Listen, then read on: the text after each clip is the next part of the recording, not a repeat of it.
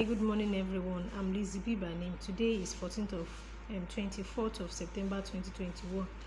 And based on yesterday's mass indoctrination, the day 14 mass indoctrination, I want to share everything I learned. It is basically on baptism. So we're made to understand that the baptism washes away our sin and renews us with Holy Spirit.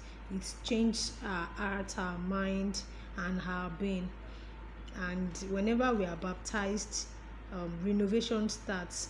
And book of Acts 22 verse 16, Titus 3 verse 5 makes us understand that the true baptism is not in the wrong church. When you are really baptized in the right place where God said we should be baptized, then your life will be transformed. If you didn't accept baptism, there won't be change. So in the book of Extra 7 verse 23, Romans 3 verse 19 makes us understand that obedience to the law is done in the house of the Lord. So it is said in the Bible that wherever baptism will be done should be in the house of the Lord. And where is the house of the Lord? 1 Timothy 3 verse 15 makes us understand that the house of God is the church of God. Inside the house is where the law is being fulfilled.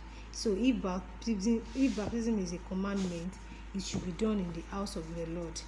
He said it in his word that baptism should be done where his name is.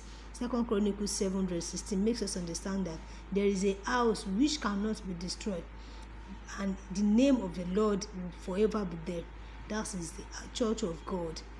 It has an eternal purpose. Ephesians 3 verse 10 to 11 makes us understand that God has chosen his house and his name will be there forever. Also, baptism should be done unto one Lord, one faith, and one baptism. That's in the book of Ephesians 4 verse 4. So baptism is an act of faith. Baptism should be done in the name of the Father. Also, I learned that there is a permanent location for the name of God, which is the house of God. Psalm 139 verse 20. The enemies of God, they mention his name, the name of God, unto deceit.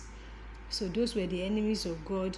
We shouldn't just mention the name of God unto deceit. The name of the Lord should be mentioned in the house of God. So he said in the book of Matthew 24 verse 4 that many will come in his name, prophesying in his name. So they are enemies of God. They prophesy in his name but not in his word. They are enemies of God. So we should be baptized under the jurisdiction of the name of the Lord.